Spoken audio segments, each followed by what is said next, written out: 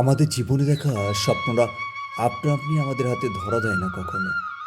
তাদেরকে ছিনিয়ে আনতে হয়।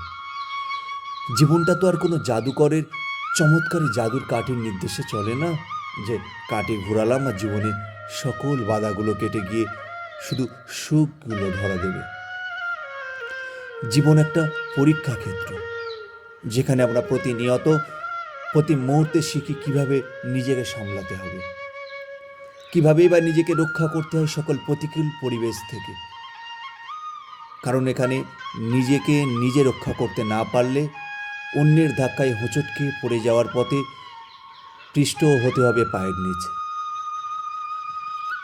এমন না নিজেকে সামলাতে গিয়ে বা নিজের স্বপ্নদের পূরণ করতে গিয়ে অন্ধকারের দেখা মিলবে না।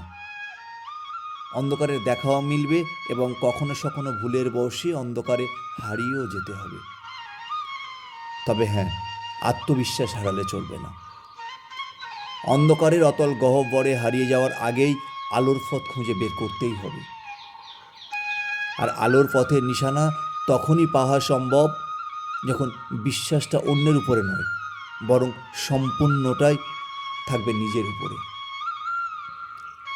জানো তো, আলোর সূচনা হয় কিন্তু অন্ধকারেই থেকে। তাই জীবনে স্বপ্নদের নাগাল পেতে হলে জীবনের কালশিটে ভাবকে ভয় পেলে চলবে না। কারণ অন্ধকারের গভীরতার শেষেই আলোর শুরু। আর এই আলোই হৃদয়কে প্রশস্ত করে আশার দিকে নিয়ে যায়।